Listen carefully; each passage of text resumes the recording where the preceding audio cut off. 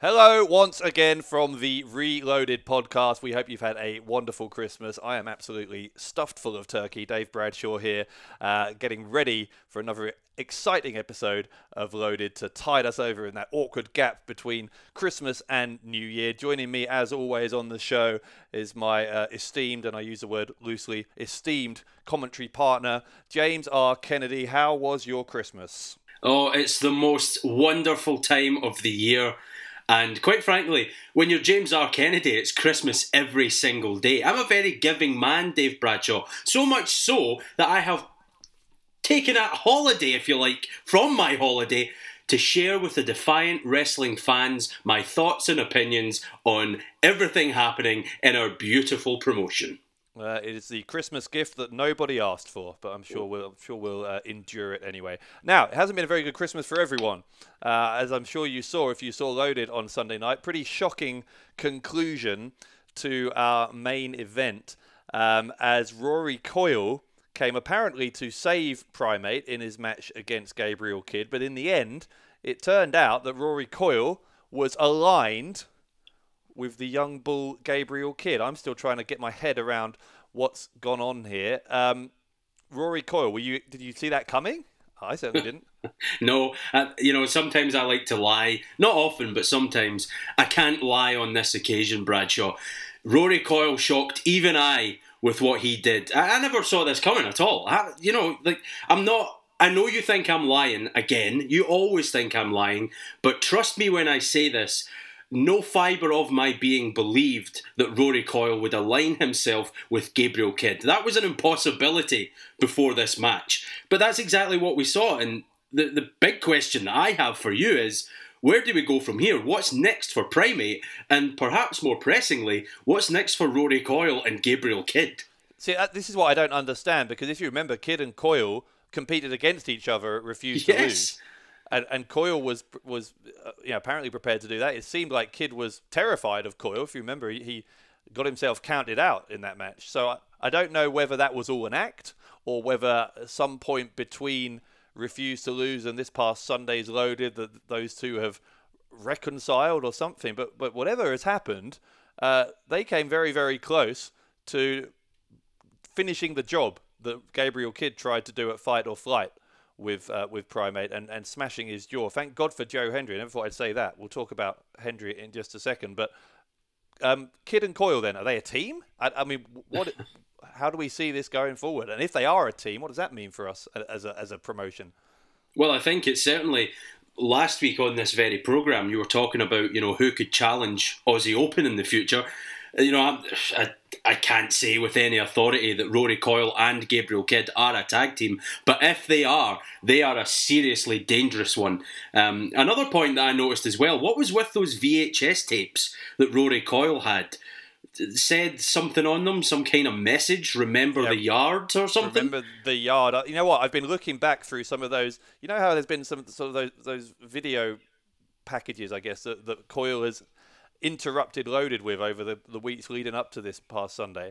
I've been looking at some of those to try and get a clue, to try and understand if there was any sort of hint at what was to come with Coyle turning against Primate. But there's some weird stuff in there.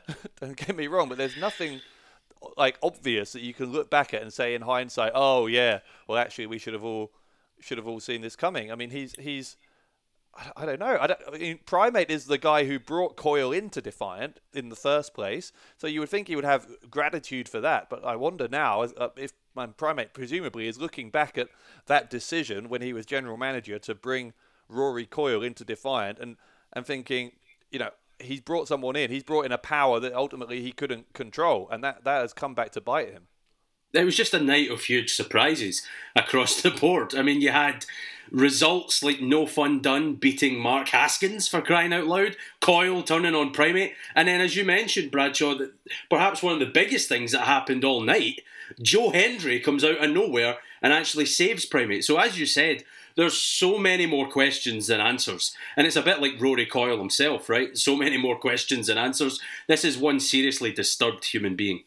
But again, I don't understand, even from Gabriel Kidd's perspective, right? I don't understand why Gabriel Kidd, or how Gabriel Kidd has been able to align himself with someone. Because if there has ever been a human being in the history of Defiant Wrestling who is out for himself and doesn't really lend himself to having allies or friends, it's Gabriel Kidd, right? Gabriel Kidd has proven time and time again what a selfish young athlete he is, and yet he's somehow managed to find himself an ally. I mean, granted, it's someone who's probably got a screw loose in Rory Coyle, but still, I don't know how Kidd has pulled this off. I've been ruminating on this ever since Sunday night, and I just cannot get my head around how on earth Gabriel Kidd and Rory Coyle have come to be a partnership. Well, it beats me, and I think it beats everyone involved in Defiant Wrestling. This is not something that people could have predicted. You know, never mind when people look back, as they do at this time of the year, you know, when we predicted things about 2018 in professional wrestling, what did we get right? Rory Coyle turning up in Defiant Wrestling, you know, at Primate's behest, who was the general manager, and then turning on Primate and aligning with Gabriel Kidd was certainly not one of them. The only thing I can think of, Dave, is Gabriel Kidd viewed Primate as such a threat that he somehow, some way, managed to tap into Coyle's psyche and make him see his point of view, whichever point of view that was. It had to be a sick one for the sick boy Rory Coyle to be involved in it. But, you know, I'm not going to lie, I don't have any answers for this one. Well, yeah, but what you're saying is one possible answer, which is that Gabriel Kidd has somehow convinced Rory Coyle to turn against Primate. But let me give you another possibility here, which is that maybe this was Rory Coyle's plan all along. Maybe Coyle took advantage of the offer from Primate, knowing that he wanted to make a name for himself at Primate's expense. Primate, of course, one of the most renowned wrestlers for, you know, that hardcore style of wrestling in Defiant. And maybe he was always the target, ultimately. And you know, fighting against Gabriel Kidd at Refuse to Lose and you know, all the other stuff leading up to last Sunday was just part of a big plan, and he finally pulled the trigger on Sunday. Maybe. It could be, but, you know, again, so many unanswered questions. Are Coyle and Kidd a team? Where does Primate go from here? What's Joe Hendry's point in this? What's his purpose for coming out to save Primate from sheer disaster? Let's be honest, Primate's career could well be over right now if it wasn't for Joe Hendry. And also, what the hell does Remember the Yard mean? You said you went back and watched those videos from Coyle. I can't bring myself to do it. They're horror movies, quite frankly. I'm more of a rom-com guy. That might surprise people, might not surprise them. I can't bring myself to watch the actions of Rory Coyle more than once. Seeing it live and in living colour, up close and personal, is more than enough for me. I will say, the one thing I did note is looking back at those video clips is that there are a lot of VHS tapes lying around in in those shots you see of those Coyle vignettes, I guess, if you want to call them that, where it does say the Yard, or Remember the Yard, or the Yard on several of them. So that was something I'd never noticed until this Sunday, when that suddenly became relevant. You know, when suddenly we saw that written on the VHS tape that Coyle used in the match. But I still don't know what the Yard is. Where is the Yard? What is the Yard? I mean, there's no. Well, are we ever going to find out? You know, that's another $1 million question. This could all be in the mind of Rory Coyle. It might not be a tangible place, and that's scary. You know, when Rory Coyle came out to seemingly save Primate from Gabriel Kidd, you uttered the words, "Thank God for Rory Coyle." But I think you need to thank Satan instead, because he birthed this monster, I'd wager. Coyle comes from hell. He comes from a seriously disturbing place. I'm not sure any sane individual can comprehend what's going through that man's mind. Yeah, well, I'm not going to be thanking anybody for what Rory Coyle did ultimately when he came out there. It is very, very fortunate indeed that Primate didn't end up spending Christmas in the hospital, and it was only because, as you say, for the actions of Joe Hendry that he didn't do so. Let's talk a bit about Hendry, because Hendry had an interesting up and down night, to say the least, right? So Loaded started on Sunday night with Joe Hendry coming out and shocking everyone. Well, it certainly shocked me. I don't know if you were shocked. I think you were, when he apparently announced that he was retiring, or stepping away at least, from professional wrestling. So Hendry obviously had several weeks to think about what had happened, where he lost that I Quit match at Refuse to Lose to Martin Kirby. None of us knew what he was going to say. And Hendry comes out and essentially says, he essentially blamed that defeat, really, on having his eggs in too many baskets. He says, he's been a pro wrestler. He's an amateur wrestler, represented Scotland at the Commonwealth Games this year. He's interested in MMA as well, and he decided that he needed to focus his mind on just one athletic discipline if he was going to be able to reach his potential in any of them. And it turned out, at that point, we thought at least, that pro wrestling was going to be the one to lose out. So Hendry walks away, and as far as we know, that's the last we're going to see of Joe Hendry. But of course, we see him less than an hour later. And so I don't know, I've got no idea whether Joe Hendry is still planning on leaving, and whether it just so happened that he was still in the building and he saw someone doing wrong in that Rory Coyle and Gabriel Kidd were assaulting Primate, so he just came out to make the save, and maybe he's still going to leave, or whether has he changed his mind? We talked about this a little bit last week, sort of when we were speculating what Hendry was going to say on Loaded. As I said then, you know Joe Hendry better than I do, so what do you think created that situation where Hendry came out at the end of the show? Oh, I can't even begin to guess. As I said last week on ReLoaded, I've had no contact with Joe Hendry. None. Not even a text, a phone call, anything. Nothing with the man since what happened at Refused to Lose. I've tried. Wait, hang on. Including at Loaded this week or since? You still haven't? No, but Joe Hendry's not been the same. You know, I know that you haven't always seen eye to eye with the prestigious one for various reasons. Some misdemeanors on his part, obviously. But he's always been a very approachable, very personable guy. Love him or loathe him, he's always been very, very professional outside the ring. This is a different Joe Hendry we're talking about.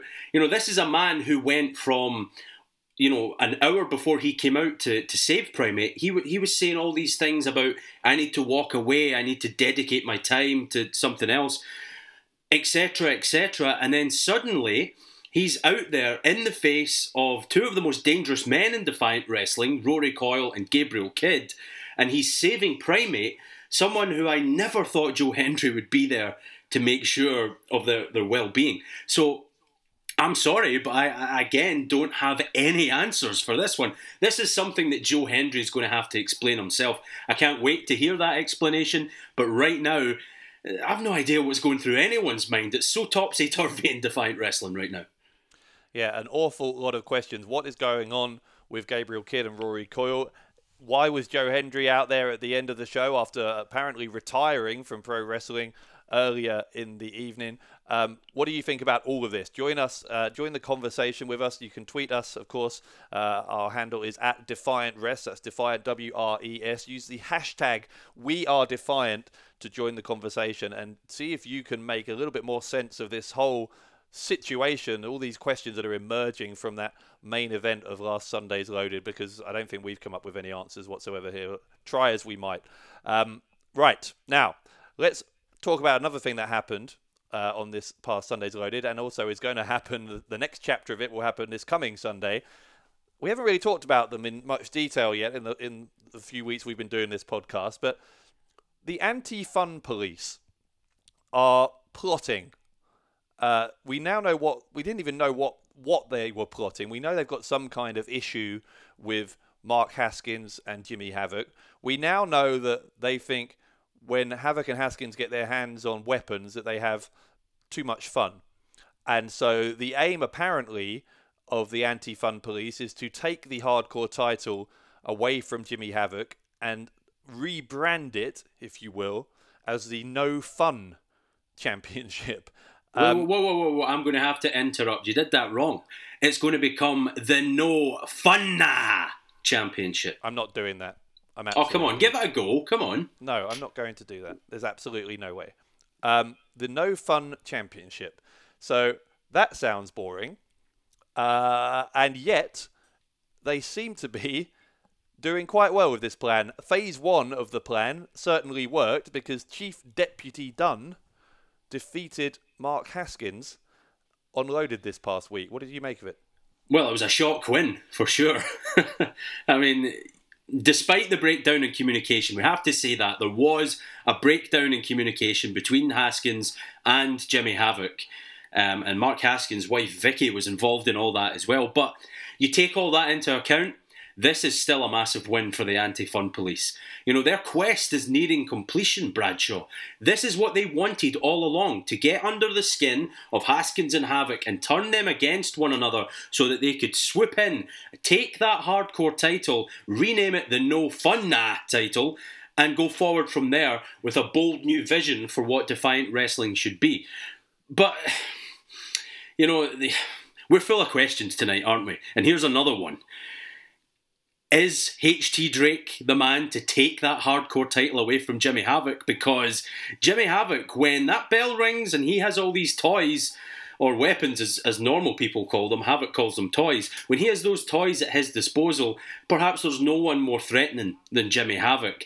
And it's so hard for anyone to wrestle or indeed brawl that hardcore title away from him. Phase 1 of the plan is come to fruition, but Phase 2 is going to be even more difficult for the anti-fun police. And I pose this question to you, Bradshaw. Do you believe that the anti-fun police have successfully managed to manipulate Jimmy Havoc and Mark Haskins, turn them against each other, and they will, as I said earlier, swoop in and take that hardcore gold? I think you're giving the anti-fun police a little bit too much credit for their intelligence. I think the fact that Haskins and Havoc are not entirely on the same page all the time is much more to do with their volatile personalities than any stroke of genius on the part of Dunn and Drake, who, let's face it, aren't exactly Oxbridge material, are they? But I don't know. I think they do have something going for them, though. The anti-fun police momentum is important, obviously, but more to the point, whether it was through accident or by design, they have managed to find themselves in a situation where Jimmy Havoc apparently is not on the same page as his friend and partner Mark Haskins, and so we go into this situation this Sunday. Jimmy Havoc defending the hardcore title against Drake, and of course it's a hardcore match, so there's no rules, which means we can pretty much assume that the rest of the anti-fun police are going to get involved, right? So we know that it's going to be 3-on-1 for Havoc unless Mark Haskins and Vicky Haskins come out there and help him. So much of Jimmy Havoc's future with the hardcore title, and indeed the future of the hardcore title as a whole, if we don't want it to be rebranded as the No Fun title, I would say depends on whether Jimmy Havoc and Mark Haskins can patch things up, and whether Havoc can bring reinforcements on Sunday night. Because if he can't, you could be the best hardcore wrestler in the world, and Jimmy Havoc just might be. But it's 3-on-1. And so I don't see, even with all the weapons in the world, how Jimmy Havoc pulls that off unless he has Mr. and Mrs. Haskins there to help him. Well, to that point, I don't think there's any doubt about it. Mark Haskins is not going to take that loss to No Fun Dunn lying down. You know, he's going to want to get back in Dunn's. He's a pit bull. You and I have witnessed it firsthand. Mark Haskins, we talk about dangerous people. I'm giving Jimmy Havoc, I'm throwing around all these superlatives to describe that man. Mark Haskins is arguably just as dangerous, and that's what makes them such an effective unit when they're on the same page. But, you know, in my opinion, the anti-fun police have shown that they can turn these guys against one another before. What's to say they won't do it again? And HT Drake, you know, I know that man so well. He's devious as they come. What's to say they won't do the same thing again and leave with the hardcore title, rename that, and then all those fans from Newcastle who love the blood and guts and the alcohol that Havoc and Haskins bring, they'll be crying into their $5 beer because we're not going to have a hardcore division. We're going to have a no fun division. And I think that's everyone who comes to Defiant Wrestling, including you, it's their worst nightmare. Not mine, though. I think these guys are great. Well, we'll talk about their philosophy in just a second, but I do want to pick up on one thing you briefly mentioned, and I don't think we've necessarily given this element of this whole situation enough attention yet. The wild card in this whole situation, I think, is Vicky Haskins. Oof. So Vicky has been now coming out here with Havoc and Haskins. She's been accompanying them more regularly in other promotions around the UK and around Europe. But this is it the first time? We certainly haven't seen her very much here in Defiant with Havoc and with her husband Mark Haskins. And I wonder whether Vicky Haskins, who, let's face it, is a little bit dangerous herself. I was trying to find a polite way of putting it that won't get me beaten up, because I don't like the looks of that barbed wire baseball bat. But she's let's say she's a suitable partner for Mark Haskins, right? They were of similar mentalities. And so is she just going to make the relationship between Havoc and Haskins more volatile and more likely to split up? Or is it possible that she's the peacemaker, and that when push comes to shove, she is going to be the person who says, no, you two need to patch things up because there's a more important project at stake this Sunday, and that's keeping the hardcore title?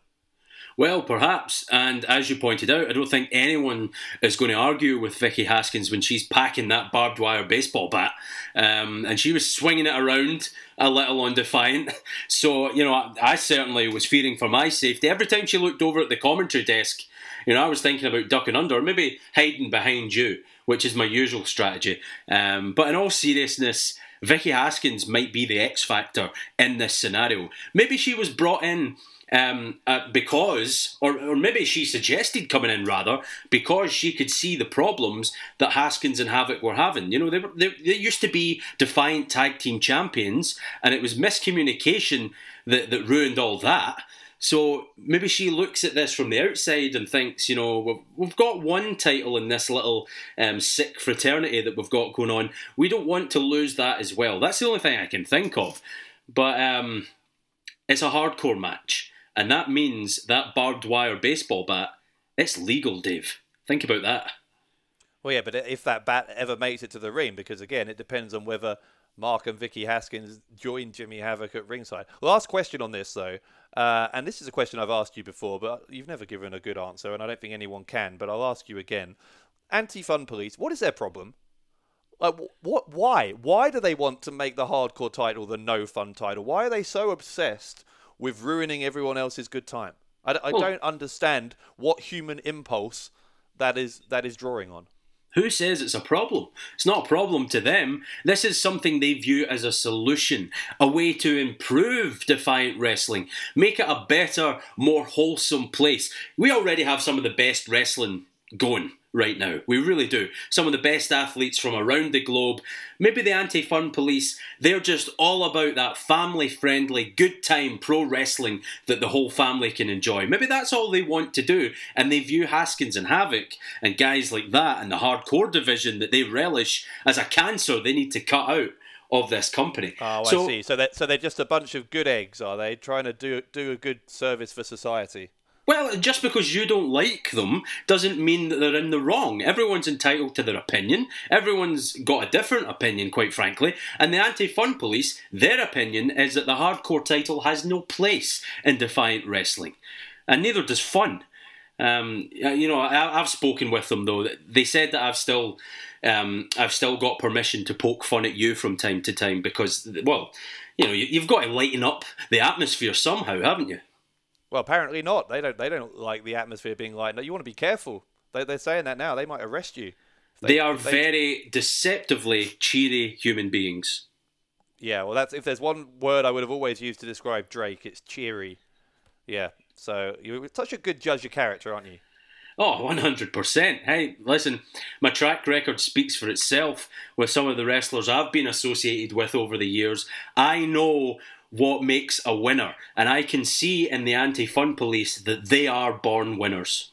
Yeah, you're not such a good judge of sarcasm. Anyway, will it be the No Fun Championship then as we head into the new year? We are taping, by the way, some more episodes of Loaded in Newcastle on January the 5th, so just a few days away now. There are still limited tickets available, and it will, of course, feature the Defiant debut of Newcastle's hometown boy, the man that gravity forgot, Pac, making his Defiant debut during that Loaded taping on January the 5th. We also have tickets available for our next big pay-per-view, our next big show of the year, Unstoppable. It's coming to you from the Manchester Academy on February the 9th. Tickets are available still for that as well. So for both of those things, Loaded on January the 5th in Newcastle, Unstoppable in Manchester on February the 9th. If you want tickets to either or both of those, wearedefiant.com/tickets is the place to go.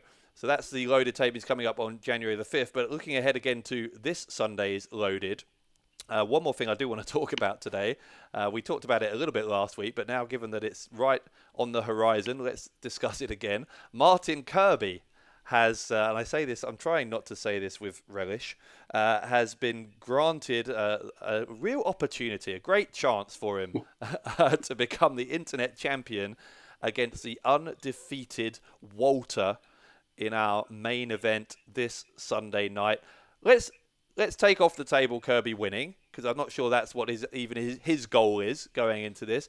If you're Martin Kirby, how do you even survive Walter this Sunday?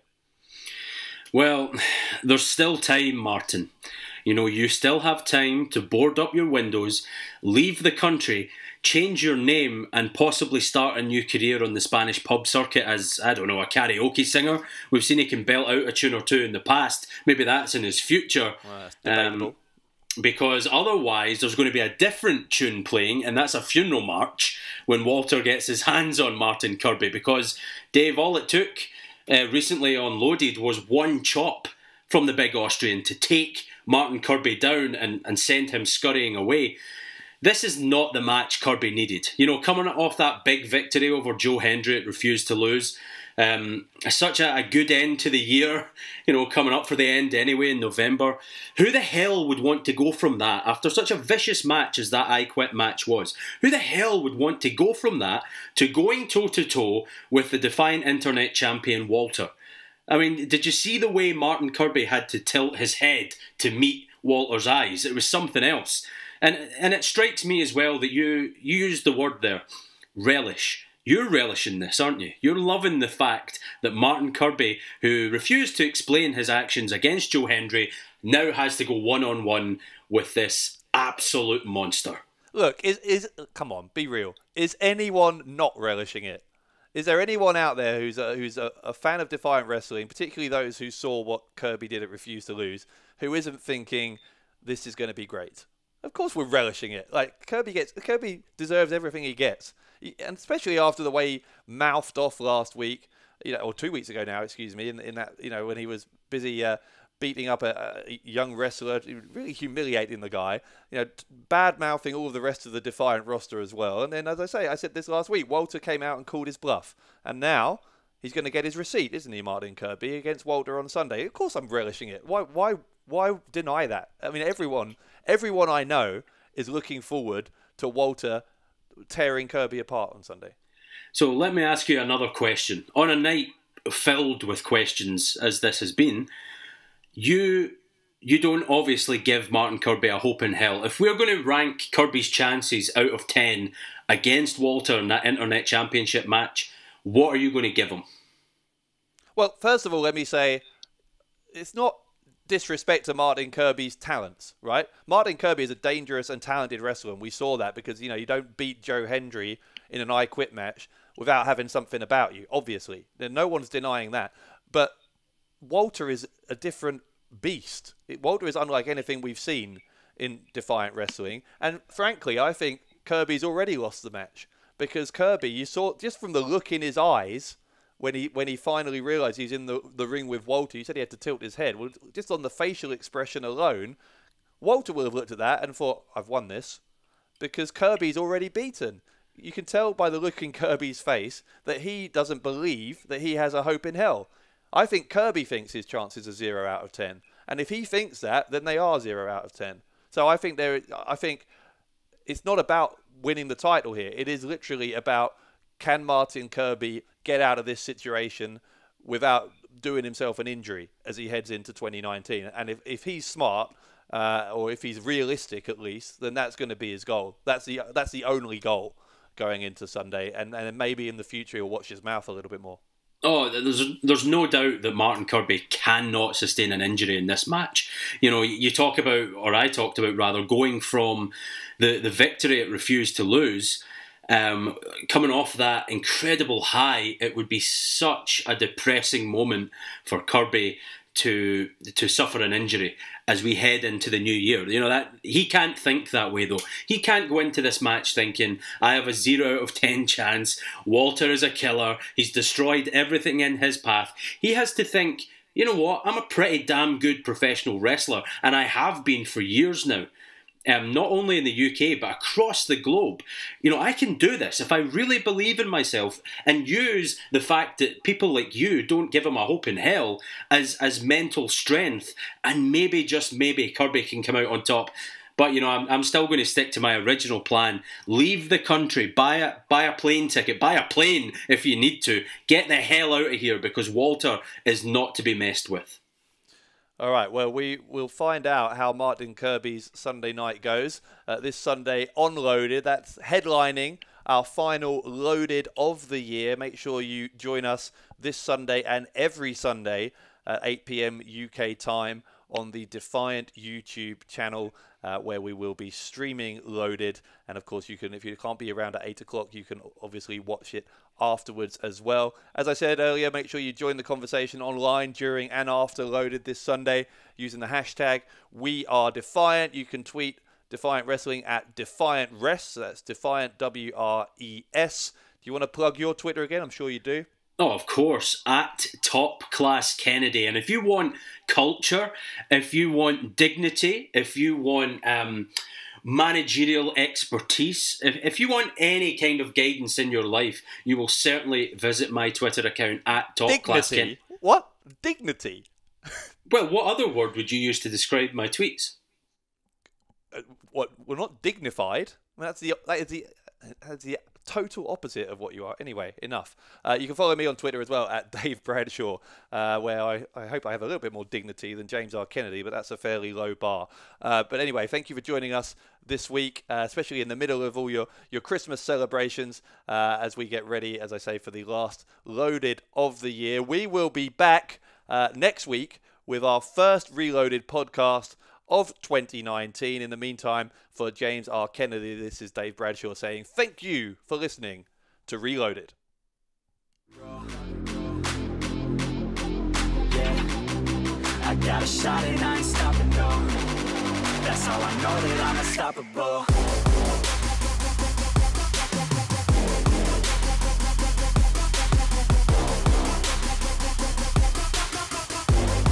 That's how I know that I'm unstoppable.